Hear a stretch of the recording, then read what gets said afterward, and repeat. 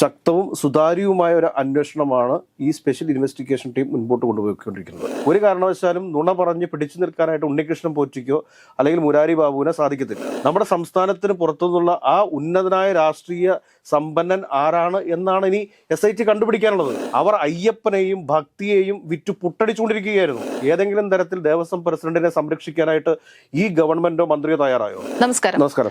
ശബരിമല സ്വർണ്ണക്കൊള്ളയിലെ മുൻ അഡ്മിനിസ്ട്രേറ്റീവ് ഓഫീസറായിരുന്ന മുരാരി ബാബു അറസ്റ്റിലായിരിക്കുകയാണ്. ഇനി എന്തായിരിക്കും മുരാരി ബാബു എന്തൊക്കെ കാര്യങ്ങളായിരിക്കും പറയാൻ പോവുക, അല്ലെങ്കിൽ എന്തൊക്കെ കാര്യങ്ങളായിരിക്കും ഇനി മുന്നോട്ടുണ്ടാവുക? മുരാരി ബാബു ഒരു പ്രത്യേകിച്ചൊന്നും പറയാനൊന്നുമില്ല. കാരണം എന്താ വെച്ചാൽ മുരാരി ബാബു ആണ് സ്വർണ്ണമല്ല ചെമ്പാണ് കൊണ്ടുപോകുന്നത് എന്ന രജിസ്റ്ററിൽ രേഖപ്പെടുത്തിയിരിക്കുന്ന ഈ ഗൂഢാലോചനയിലെ ഏറ്റവും പ്രധാനപ്പെട്ട ഒരു കണ്ണി എന്ന് പറയുന്നത്. ഒരുപാട് രാഷ്ട്രീയ ആരോപണങ്ങളൊക്കെ സർക്കാരിനെതിരെയും ദേവസ്വം ബോർഡിനെതിരെയും ഉയർന്നു വരുന്ന ഒരു സാഹചര്യത്തിലാണ് പെട്ടെന്ന് തന്നെ മുഖം നോക്കാതെ സ്പെഷ്യൽ ഇൻവെസ്റ്റിഗേഷൻ ടീമിന്റെ നടപടി ഓരോ ദിവസവും പുറത്തു വന്നുകൊണ്ടിരിക്കുന്നത്. മാധ്യമങ്ങളും അതോടൊപ്പം തന്നെ പ്രതിപക്ഷ രാഷ്ട്രീയ പാർട്ടികളും ഒക്കെ തന്നെ മുറവിളി കൂട്ടുന്നുണ്ട്. സ്വർണം കെട്ട ഗവൺമെന്റ് രാജിവെക്കണം, സ്വർണം കെട്ട ദേവസ്വം മിനിസ്റ്റർ രാജിവെക്കണം എന്നൊക്കെ ആവശ്യങ്ങൾ അവർ ഉന്നയിച്ചുകൊണ്ടിരിക്കുന്നുണ്ട്. പക്ഷെ ഒരു രാഷ്ട്രീയ നേട്ടങ്ങൾക്കും പ്രതിപക്ഷത്തിന് ഇടം നൽകാതെ ശക്തവും സുതാര്യവുമായ ഒരു അന്വേഷണമാണ് ഈ സ്പെഷ്യൽ ഇൻവെസ്റ്റിഗേഷൻ ടീം മുൻപോട്ട് കൊണ്ടുപോയിക്കൊണ്ടിരിക്കുന്നത്. ആദ്യഘട്ടത്തിൽ തന്നെ ഉണ്ണികൃഷ്ണൻ പോറ്റിയെ അറസ്റ്റ് ചെയ്യുന്നു. കൃത്യമായിട്ട് അദ്ദേഹത്തെ കുറേയധികം ദിവസങ്ങളായിട്ട് ചോദ്യം ചെയ്തുകൊണ്ടിരിക്കുകയാണ്. ഇന്നലെ അർദ്ധരാത്രിക്ക് ആരെ പോലീസ് കസ്റ്റഡിയിൽ എടുക്കുന്നു? മുരാരി ബാബുവിനെ പോലീസ് കസ്റ്റഡിയിൽ എടുക്കുന്നു. ഈ അർദ്ധരാത്രിക്ക് കസ്റ്റഡിയിൽ എടുക്കുന്നു എന്ന് പറഞ്ഞു കഴിഞ്ഞാൽ അതിന്റെ അർത്ഥം എന്താണെന്ന് ചോദിച്ചു കഴിഞ്ഞാൽ ആ ആളെ ഉറക്കാതെ ഇരുത്തി ചോദ്യം ചെയ്യുക എന്നുള്ളതാണ്. ഈ ഉറക്കാതെ ഇരുത്തി ചോദ്യം ചെയ്യുക എന്ന് പറഞ്ഞു കഴിഞ്ഞാൽ ഈ സത്യങ്ങൾ മുഴുവൻ പുറത്തേക്ക് വരും. കള്ളങ്ങൾ പലതും ഇങ്ങനെ മനസ്സിൽ കെട്ടിച്ചമച്ചു വെച്ചിട്ടുണ്ടെങ്കിലും അതൊന്നും ആയിരിക്കില്ല പുറത്തേക്ക് വരിക. ഒരു നിശ്ചിത സമയം കഴിയുമ്പോഴത്തേക്ക് ഇത് സത്യങ്ങളെല്ലാം ഇങ്ങനെ വിളിച്ചു പറയും. കാരണം രാത്രിക്ക് ഉറങ്ങാതിരിക്കുന്ന ഒരാളൊന്നും ആയിരിക്കില്ല മുരാരി ബാബു എന്ന് പറയുന്നത്. അപ്പോൾ കൃത്യം അർദ്ധരാത്രിക്ക് തന്നെ അദ്ദേഹത്തെ പോലീസ് കസ്റ്റഡിയിലെടുക്കുന്നു, ചോദ്യം ചെയ്യുന്നു. ആ രാത്രിക്ക് തന്നെ ചോദ്യം ചെയ്യൽ നടക്കുകയാണ്. അതിരാവിലെ ദിവസത്തിന്റെ ആരംഭത്തിൽ തന്നെ ഇദ്ദേഹത്തിന്റെ ചോദ്യം ചെയ്യൽ ആരംഭിച്ചിരിക്കുന്നു. അതിനുശേഷം ഇന്ന് 10 മണിയോടുകൂടി അദ്ദേഹത്തിന്റെ അറസ്റ്റും രേഖപ്പെടുത്തിയിരിക്കുന്നു. ഇന്നിപ്പോൾ അദ്ദേഹത്തെ റാന്നി കോടതിയിൽ ഹാജരാക്കും. അദ്ദേഹത്തെ 15 ദിവസത്തേക്ക് റിമാൻഡ് ചെയ്യും. 15 ദിവസത്തേക്ക് റിമാൻഡ് ചെയ്യുന്ന മുരാരി ബാബുവിനെ ഈ സ്പെഷ്യൽ ഇൻവെസ്റ്റിഗേഷൻ ടീം വീണ്ടും കസ്റ്റഡിയിൽ ആവശ്യപ്പെടും. കസ്റ്റഡിയിൽ ആവശ്യപ്പെടുന്ന മുരാരി ബാബുവിനെ പിന്നെ എന്ത് ചെയ്യുന്നത് വെച്ച് കഴിഞ്ഞാൽ ഉണ്ണികൃഷ്ണൻ പോറ്റിയായിട്ടും അതോടൊപ്പം തന്നെ മുരാരി ബാബുവിനെയും ഒരുമിച്ചിരുത്തിയും 2 സ്ഥലങ്ങളിലിരുത്തിയും ഒക്കെ ചോദ്യം ചെയ്യും. അത് ഇൻട്രോഗേഷന്റെ ഭാഗമാണ്. ഇങ്ങനെ വരുന്നതോടുകൂടി സത്യം പുറത്തേക്ക് വരും. ഉണ്ണികൃഷ്ണൻ പോറ്റി ഏതെങ്കിലും തരത്തിലുള്ള നുണ പറഞ്ഞിട്ടുണ്ടെങ്കിൽ, മുരാരി ബാബുവിനെ വേറൊരു സ്ഥലത്തിരുത്തി ചോദ്യം ചെയ്യുമ്പോൾ അദ്ദേഹം എന്തെങ്കിലും നുണ പറഞ്ഞിട്ടുണ്ടെങ്കിൽ, ഒരുമിച്ചിരുന്ന് ഇരുത്തി ചോദ്യം ചെയ്യുന്ന സമയത്ത് ഇതെല്ലാം പൊളിയും. കാരണം സ്പെഷ്യൽ ഇൻവെസ്റ്റിഗേഷൻ ടീമിന്റെ ഇൻട്രോഗേഷൻ എന്ന് പറയുന്നത് എല്ലാം റെക്കോർഡിക്കലായിരിക്കും. ഇതെല്ലാം വീഡിയോ റെക്കോർഡ് ഉണ്ടാവും. ഒരു കാരണവശാലും നുണ പറഞ്ഞ് പിടിച്ചു നിൽക്കാനായിട്ട് ഉണ്ണികൃഷ്ണൻ പോറ്റിക്കോ അല്ലെങ്കിൽ മുരാരി ബാബുവിനെ സാധിക്കത്തില്ല. ഇനി നമുക്കറിയേണ്ടത്, ഇപ്പോൾ ദേവസ്വം ബോർഡ് പ്രസിഡന്റിനെതിരെ കഴിഞ്ഞ ദിവസം ഹൈക്കോടതിയുടെ ചില പരാമർശങ്ങളുണ്ടായി.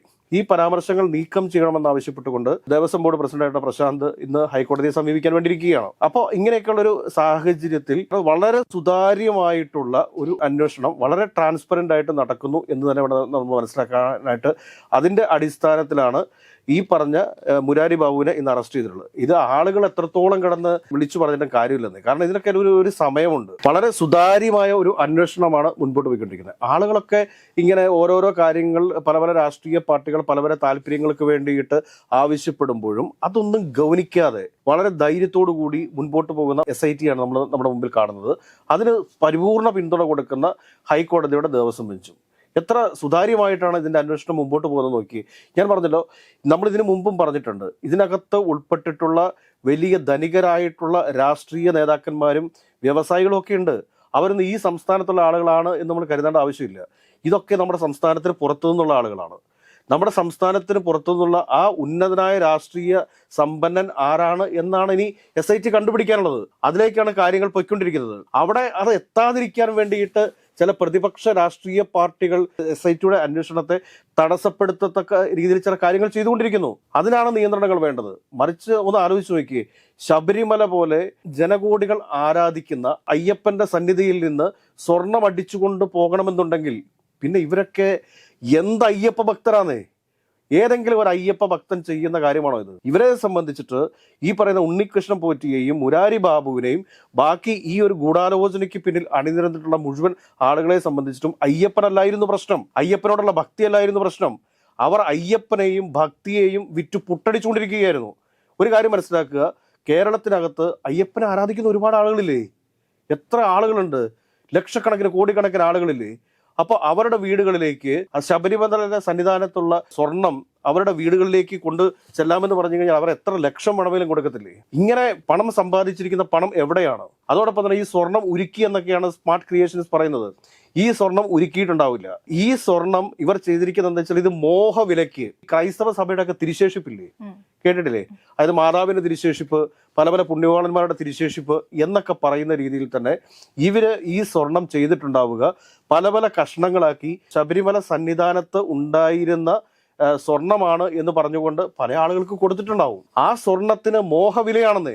ആ മോഹവില വാങ്ങി പോക്കറ്റിലിട്ട് പുട്ടടിച്ചിട്ട് നടക്കുന്ന ഒരാളാണ് ഈ ഉണ്ണികൃഷ്ണൻ പോറ്റി, മുരാരി ബാബു എന്നൊക്കെ പറയുന്നത്. ഉണ്ണികൃഷ്ണൻ പോറ്റിക്ക് വട്ടിപ്പലിശയ്ക്ക് പണം കടം കൊടുക്കാൻ വേണ്ടിയിട്ടുള്ള പണം എവിടുന്നാണ് കിട്ടുന്നത്? വട്ടിപ്പലിശയ്ക്കാണ് പണം കടം കൊടുത്തുകൊണ്ടിരിക്കുന്നത്. പോലീസ് കണ്ടെത്തലുകൾ വരാനിരിക്കുന്നതേ ഉള്ളൂ. വട്ടിപ്പലിശയ്ക്ക് പണം കടം കൊടുക്കുന്നു. 1 മാസത്തെ പലിശ മുടങ്ങിക്കഴിഞ്ഞാൽ, 2 മാസത്തെ പലിശ മുടങ്ങിക്കഴിഞ്ഞാൽ ആ വീട്, അതായത് ഈ വട്ടിപ്പലിശയ്ക്ക് കൊടുക്കുന്ന സമയത്ത് ഈടായി വാങ്ങുന്ന ഭൂമി ആയിക്കൊള്ളട്ടെ, വീടായിക്കൊള്ളട്ടെ, അതൊക്കെ ഇയാളുടെ പേരിലേക്കോ അല്ലെങ്കിൽ ഇയാളുടെ മാതാവിന്റെ പേരിലേക്കോ ഇയാളുടെ സുഹൃത്തുക്കളുടെ പേരിലേക്കോ ഒക്കെ മാറ്റുന്ന കാഴ്ചയാണ് നമ്മൾ കണ്ടിട്ടുള്ളത്. ഇനി വരും ദിവസങ്ങളിൽ വീണ്ടും എന്താണ് സംഭവിക്കാൻ പോകുന്നത് വെച്ച് കഴിഞ്ഞാൽ മുരാരി ബാബുവിനെയും അതോടൊപ്പം തന്നെ ഈ പറയുന്ന ഉണ്ണികൃഷ്ണൻ പോറ്റിയെയും കൊണ്ടായിരിക്കും സ്പെഷ്യൽ ഇൻവെസ്റ്റിഗേഷൻ ടീം വിവിധ അന്യ സംസ്ഥാനങ്ങളിലുള്ള വിവിധ സ്ഥലങ്ങളിൽ തെളിവെടുപ്പിനായിട്ട് പോവുക. കാരണം ഇത് രണ്ടിൽ അവസാനിക്കില്ല. ഈ രണ്ടിൽ അവസാനിക്കത്തില്ല ഇത്. കാരണം ഇത് ആര് വാങ്ങി?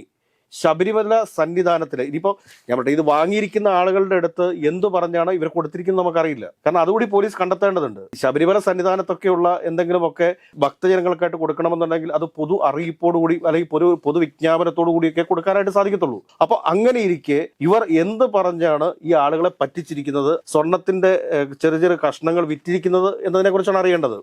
ഇനി സ്വർണം ഉരുക്കി എന്ന് വിചാരിക്കുക. സ്വർണം ഉരുക്കിയെങ്കിൽ ആ സ്വർണം എവിടെയെന്നും കണ്ടെത്തേണ്ടതില്ലേ? പക്ഷെ എനിക്ക് തോന്നുന്നില്ല സ്വർണം ഉരുക്കാൻ വേണ്ടിയിട്ടാണെന്ന്. വാതിൽപ്പാളിയുടെ ഒക്കെ അവിടെ പതിപ്പിച്ചിരുന്ന സ്വർണം എന്ന് പറയുമ്പോഴത്തേക്ക് അതിനൊക്കെ വലിയൊരു ശക്തി ഉണ്ട് എന്ന് വിശ്വസിക്കുന്ന ആളുകളുണ്ടെന്ന് നമ്മുടെ നാട്ടില്. അപ്പൊ അങ്ങനെയുള്ള ആളുകളുടെ അടുക്കൽ പോയി മോഹവിലയ്ക്കായിരിക്കും ഇത് വിറ്റിട്ടുണ്ടാവുക. സിനിമാ നടൻ ജയറാമിന്റെ വീട്ടില് ഈ സ്വർണ്ണപ്പാളിയുമായിട്ട് പോയിട്ടുണ്ട്. അതോടൊപ്പം തന്നെ എത്ര സിനിമാ താരങ്ങളുടെ വീട്ടില്, എത്ര വൻ വ്യവസായികളുടെ വീടുകളിൽ ഒക്കെ പോയിട്ടുണ്ട് എന്നുള്ളതിനെ കുറിച്ചൊക്കെ പോലീസിന് കണ്ടെത്താൻ വേണ്ടിയിട്ടിരിക്കുകയാണ്. ഈ അന്വേഷണം ഇത്ര സുതാര്യമായിട്ടാണ് പോയിക്കൊണ്ടിരിക്കുന്നത്. നോക്കിയേ, ആർക്കെങ്കിലും ഈ സർക്കാരിനെ കുറ്റം പറയാൻ സാധിക്കുമോ? പറ്റത്തില്ലല്ലോ. ഹൈക്കോടതിയുടെ മേൽനോട്ടത്തിൽ അന്വേഷണം മുമ്പോട്ട് പോകുന്നു. ദേവസ്വം പ്രസിഡന്റിനെതിരെ ഹൈക്കോടതിയുടെ പരാമർശം വന്നു. ഏതെങ്കിലും തരത്തിൽ ദേവസ്വം പ്രസിഡന്റിനെ സംരക്ഷിക്കാനായിട്ട് ഈ ഗവൺമെന്റോ മന്ത്രിയോ തയ്യാറായോ? ഇല്ലല്ലോ. അന്വേഷണം മുമ്പോട്ട് പോകട്ടെ എന്നുള്ളത് തന്നെയാണ് സർക്കാരിന്റെ തീരുമാനം. അത് കൂടാതെ തന്നെ ഒരു കാര്യം മനസ്സിലാക്കുക, പ്രശാന്തിന് ഇന്ന് എന്തുകൊണ്ടാണ് ഹൈക്കോടതിയെ സമീപിക്കേണ്ടി വന്നത്?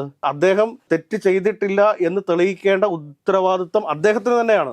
ഒരാളും അദ്ദേഹത്തെ സംരക്ഷിക്കാനുണ്ടാവില്ല. അതായത് ശബരിമലയിലെ സ്വർണം മോഷ്ടിച്ചിരിക്കുന്ന കള്ളന്മാരെ പ്രൊട്ടക്ട് ചെയ്യാനായിട്ട് ഒരു സർക്കാർ ഉണ്ടാകില്ല എന്നുള്ളത് വ്യക്തമായ ഒരു ധാരണയുടെ അടിസ്ഥാനത്തിലാണ് ദേവസ്വം പ്രസിഡന്റായിട്ടുള്ള പ്രശാന്ത് ഇന്ന് ഹൈക്കോടതിയിൽ ഈ പരാമർശം പിൻവലിക്കണം എന്നാവശ്യപ്പെട്ടുകൊണ്ട് സമീപിച്ചിരിക്കുന്നത്. വെറുതെ അല്ലത്. ദേവസ്വം ബോർഡിന്റെ എല്ലാ മിനിറ്റ്സുകളും എടുത്ത് പരിശോധിച്ചോളൂ. അതിലൊന്നും ഈ സ്വർണ്ണക്കടത്തുമായി ബന്ധപ്പെട്ടിട്ടുള്ള ഒന്നും രേഖപ്പെടുത്തിയിട്ടില്ല എന്നാണ് ഈ പ്രശാന്തിന്റെ അവകാശവാദം. എന്താണെന്ന് വരും ദിവസങ്ങളിൽ അറിയാലോ നമുക്ക്. കേരളത്തിലെ മുഴുവൻ ജനങ്ങളും ജാതി മത രാഷ്ട്രീയ ഭേദമന്യേ ശബരിമലയിലെ സ്വർണം കട്ടത് ആരാണ് എന്ന് അറിയാൻ ആഗ്രഹിച്ചിരിക്കുകയാണ്. ആ സമയത്താണ് ഇന്ന് രാവിലെ ഇപ്പോൾ മുരാരി ബാബുവിന്റെ അറസ്റ്റ് ഉണ്ടായിരിക്കുന്നു. അദ്ദേഹത്തെ ഇനി കോടതിയിൽ ഹാജരാക്കും. കോടതിയിൽ ഹാജരാക്കിയാൽ അദ്ദേഹത്തെ 15 ദിവസത്തേക്ക് റിമാൻഡ് ചെയ്യും. റിമാൻഡ് ചെയ്തതിനു ശേഷം ഇദ്ദേഹത്തെ വീണ്ടും പോലീസ് കസ്റ്റഡിയിൽ വാങ്ങിക്കും. പോലീസ് കസ്റ്റഡിയിൽ വാങ്ങിച്ച് ഇദ്ദേഹത്തെ കൊണ്ട് ഈ തെളിവെടുപ്പിനായിട്ട് പോകും. ഉണ്ണികൃഷ്ണൻ പോറ്റിയെയും കൊണ്ടുപോകും. അതോടൊപ്പം തന്നെ ഈ പറഞ്ഞ മുരാരി ബാബുവിനെ കൊണ്ടുപോകും. ഒരുപക്ഷെ മുരാരി ബാബു പറഞ്ഞൊഴിയുമായിരിക്കും ഉണ്ണികൃഷ്ണൻ പോറ്റി തെറ്റിദ്ധരിപ്പിച്ചതാണെന്ന്. പക്ഷെ ഉണ്ണികൃഷ്ണൻ പോറ്റിയുടെ മൊഴിക്കകത്തുണ്ടാവും മുരാരി ബാബുവിന്റെയും കൂടി സാന്നിധ്യത്തിലാണ് ഈ പുറത്തുള്ള അന്യസംസ്ഥാനത്തുള്ള ഈ രാഷ്ട്രീയ സമ്പന്നന്റെയും കോടീശ്വരന്മാർക്കും ഒക്കെ ഈ സ്വർണ്ണപാളിയുടെ കഷ്ണങ്ങൾ നൽകിയത് ആ ഒരു വലിയ ഗൂഢാലോചനയിൽ മുരാരി ബാബുവും പങ്കാളിയായിരുന്നു. ഇത് മുരാരി ബാബു പറഞ്ഞിട്ടുണ്ടെന്ന് തോന്നുന്നു, ഉണ്ണികൃഷ്ണൻ പോറ്റി തന്നെ വേണം സ്വർണ്ണം പൂശാൻ എന്ന്. അല്ല, അത് പറഞ്ഞിട്ടുണ്ടല്ലോ. അത് ഏറ്റവും പ്രധാനപ്പെട്ട ഒരു കാര്യം എന്താണെന്ന് വെച്ച് കഴിഞ്ഞാൽ ഈ സ്വർണ്ണപ്പാളി പുറത്തേക്ക് കൊണ്ടുപോകുന്ന സമയത്ത് രജിസ്റ്ററിൽ രേഖപ്പെടുത്തി വെച്ചിരിക്കുന്നത് എന്താണ്? ഇത് ചെമ്പാണ് പുറത്തേക്ക് കൊണ്ടുപോയിരിക്കുന്നതാണ് രേഖപ്പെടുത്തിയിരിക്കുന്നത്. അത് മുരാരി ബാബുവാണ് രേഖപ്പെടുത്തിയിരിക്കുന്നത്. ഈ മുരാരി ബാബുവിനെതിരെ ഇതിനു മുമ്പ് ഏറ്റുമാനൂർ ക്ഷേത്രവുമായി ബന്ധപ്പെട്ട ആക്ഷേപങ്ങൾ ഉയർന്നു വന്നിട്ടുള്ളതാണ്. അതിനുശേഷവും പിന്നീട് ഇപ്പോൾ ഈ മുരാരി ബാബു എങ്ങനെ ഇവിടങ്ങളിലൊക്കെ ഈ അധികാര സ്ഥാനങ്ങളിലൊക്കെ ഇരിക്കുന്നു എന്നുള്ളിടത്താണ് ഈ പറഞ്ഞ ദേവസ്വം ബോർഡും സംശയത്തിന്റെ നിഴലിൽ നിൽക്കുന്നത്. ശബരിമലയെ സംബന്ധിച്ചിട്ട് എന്താണെന്ന് വെച്ചാൽ ശബരിമലയിലെ അവിടുത്തെ ചില ജീവനക്കാർ അവരുടെ ഒരു സാമ്രാജ്യമാണ് അവിടെ മറ്റ് ഈ ദേവസ്വം ബോർഡ് അംഗങ്ങൾക്ക് പോലും അവിടെ ഒന്നും ചെയ്യാൻ സാധിക്കാത്ത അവസ്ഥയുണ്ട്. ഏതെങ്കിലും തരത്തിലുള്ള നിയമ നടപടികൾ സ്വീകരിച്ചാൽ ആ ദേവസ്വം ബോർഡ് അംഗത്തെ പിന്നെ കൊലവിളിക്കുന്ന സാഹചര്യം ഉണ്ടാവും. അപ്പൊ ഈ ഒരു വലിയൊരു മാഫിയ സംഘം പോലെ പ്രവർത്തിക്കുന്ന ശബരിമലയിലെ ഈ കൂട്ടാളികളെ മുഴുവൻ പുറത്തു കൊണ്ടുവരേണ്ടതുണ്ട്. അതാണ് ഇപ്പോൾ നടന്നുകൊണ്ടിരിക്കുന്നത്. ഇതിനെ വെള്ളാപ്പള്ളി നടേശൻ പറഞ്ഞത് കേട്ടില്ലേ, ദേവസ്വം ബോർഡ് എല്ലാം പിരിച്ചുവിടണം, അതിനുശേഷം ഒരു IAS ഉദ്യോഗസ്ഥന്റെ കീഴിലാക്കണം ഈ സംവിധാനങ്ങൾ എല്ലാം എന്ന്. അതല്ലെങ്കിൽ ഈ പള്ളികളും മോസ്കുകളും ഒക്കെ എങ്ങനെ പ്രവർത്തിക്കുന്നത് അതേ രീതിയിലേക്ക് വിട്ടുകൊടുക്കണമെന്ന് ക്ഷേത്രങ്ങൾ, വിശ്വാസികൾ തന്നെ ഭരിക്കട്ടെ. ഇതെന്താണ് എന്ന് ചോദിച്ചു കഴിഞ്ഞാൽ കുറെ ദേവസ്വം ഉദ്യോഗസ്ഥന്മാർ അവിടെ ഇരുന്ന് ഈ അയ്യപ്പനെ കൊള്ളയടിക്കുന്ന ഒരു അവസ്ഥ. ഇവിടെ ഇപ്പൊ നമ്മൾ ഈ സ്വർണ്ണപാളികളെ കുറിച്ച് മാത്രമേ, സന്നിധാനത്തെ സ്വർണ്ണപാളികളെ കുറിച്ച് ചർച്ച ചെയ്യുന്നുള്ളൂ. അവിടെ നേർച്ച കാഴ്ചകളായിട്ട് വീഴുന്ന സ്വർണത്തെക്കുറിച്ചോ രത്നങ്ങളെക്കുറിച്ചോ പണത്തെക്കുറിച്ചോ ഒന്നും നമ്മൾ ചർച്ച ചെയ്യുന്നില്ല. അല്ല, അവിടെ ഇരിക്കുന്ന ഈ പാളി അടിച്ചു മാറ്റാമെങ്കിൽ ഇത് എളുപ്പമല്ലേ? ഉറപ്പല്ലേ, അവിടെ ഇരിക്കുന്ന പാളി അടിച്ചുകൊണ്ട് പോകാൻ വേണ്ടിയിട്ട് ധൈര്യം കാണിച്ച ഇവന്മാര് ഉറപ്പായിട്ടും അവിടെ വരുന്ന സ്വർണ്ണങ്ങളൊക്കെ, സ്വർണം ഇതിപ്പോ എന്താണ്, ശബരിമലയിൽ എത്തുന്ന ആളുകൾ അവർ ധരിച്ചിരിക്കുന്ന സ്വർണ്ണാഭരണങ്ങൾ മൊത്തം നിവേദിച്ചിട്ടാണ് പോകുന്നത്. കാരണം പുതിയൊരു മനുഷ്യനായിട്ടാണ് പോകുന്നത്. എന്തിനേറെ പറയുന്നു, ഇട്ടിരിക്കുന്ന വസ്ത്രങ്ങൾ പോലും അവിടെ ഉപേക്ഷിച്ച് സ്നാനം ചെയ്തിട്ടാണ് അവർ തിരിച്ചു പോകുന്നത്. പുതിയൊരു മനുഷ്യനായിട്ടാണ് അവർ തിരിച്ചു പോകുന്നത്. അതാണ് സങ്കല്പം. അപ്പൊ അങ്ങനെയൊക്കെയുള്ള സാഹചര്യത്തിൽ അവിടെ വരുന്ന സ്വർണങ്ങളൊക്കെ പൊതുവായിട്ട് സംരക്ഷിക്കപ്പെടേണ്ടതുണ്ട്. അതിനൊക്കെയുള്ള ഒരു തീരുമാനം എടുക്കാൻ വേണ്ടിയിട്ട് സർക്കാർ തയ്യാറാകും നമ്മൾ പ്രതീക്ഷിക്കുന്നത്. ഏതൊക്കെയായാലും ഈ സ്വർണ്ണപ്പാളി മോഷണം പുറത്തേക്ക് വരുന്ന സമയത്ത് ശബരിമല കൂടുതൽ സുരക്ഷിതമാകും. വിശ്വാസികളുടെ വിശ്വാസത്തെ തകർക്കുന്ന രീതിയിൽ പെരുമാറുന്ന ആളുകളൊക്കെ ശബരിമലയിൽ നിന്നും പുറത്താക്കപ്പെടും എന്ന് തന്നെ വേണം നമ്മൾ കരുതാനായിട്ട്. ശബരിമല സംരക്ഷിക്കപ്പെടും. ശബരിമല ഒരു വേൾഡ് ടൂറിസം ഡെസ്റ്റിനേഷനിൽ തന്നെ, ഒരു പിൽഗ്രിം സെന്റർ ആയിട്ട് തന്നെ മാറും എന്ന് വേണം നമ്മൾ കരുതാനായിട്ട്.